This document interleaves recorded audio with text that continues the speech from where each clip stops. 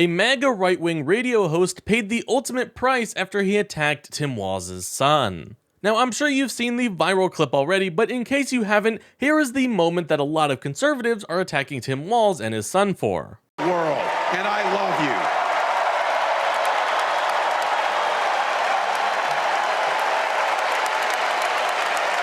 I'm letting you in on how we started a family because this is a big part. Yeah, that's it. Conservatives are attacking a heartfelt moment because Tim Walz's nonverbal son was expressing love for his father. And a lot of these attacks were not received well. Like the MAGA right-wing radio host who was pulled off the air for what he said. So let's take a look at that article. So this is from Raw Story, and the headline says, right-wing radio host pulled off the air after attacks on Tim Walz's son. And here's a beautiful picture of the Walz family at the DNC. So let's just get straight into it here. iHeart radio host Jay Weber was pulled off the air after his attack on Governor Tim Walz's neurodivergent son, his website revealed on Friday. Ben Yunt was filling in, the site says. Critics pressured iHeartRadio to fire Weber after he made fun of the youngster's emotional response to his father's shoutout on the Democratic convention stage on Wednesday night. Now, it's unclear if this is a permanent official termination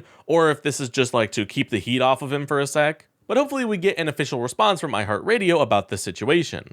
Healthcare advocate Kendall Brown posted the since-deleted tweet from Weber calling Gus Walz a blubbering b-boy, and saying it was embarrassing for both father and son. In a Twitter post, she tagged iHeartRadio and Wisconsin News Talk 1130, asking how their advertisers feel about the comments. The post had over 18,000 retweets and 69,000 likes. Weber deleted the tweet and posted what some criticized as a non-apology, saying, quote, "I didn't realize the kid was disabled and have taken the post down, but have been challenging Walz on substance and character ever since he was named the VP candidate. He's a congenital liar who's destroyed Minnesota in a number of ways." So yeah, I don't know about you, but that is 100% a non-apology. And what's funny is, he was called out so much for that being a non-apology that he deleted it. He deleted that non-apology statement. And it's funny because not too long ago, he actually made another apology that's live on Twitter. He says, "This is a fuller apology for something stupid and hurtful I said yesterday."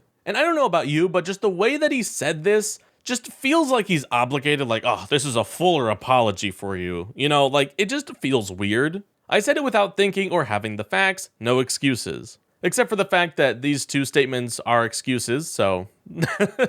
Having been a teacher, I have had standard of never involving children. I broke that and I'm disappointed with myself. I apologize to the Walz family and anyone who is offended. I feel horrible. I am so sorry. And I love that the next top tweet is apology not accepted. That's so funny. But I think this is the general consensus here. Apology not accepted. Because even if Gus Walz was not nonverbal, this would not be acceptable regardless of the situation. So I can believe that, yeah, you definitely said that maybe without thinking. But the facts of the situation don't matter. It's just that you are a horrible person. And honestly, thank goodness that you are not still a teacher. I would feel so bad for those kids. Anyway, let's go ahead and head back to this article. Right-wing firebrand Ann Coulter also attacked Walz's son, calling him weird. She too deleted the comment but has faced backlash in the days that followed. Right-wing streaming host and failed New Jersey Republican candidate Mike Crispy also attacked the stupid crying son he called a puffy beta male. The Nation's national affairs correspondent Jeet Heer wrote in a column Friday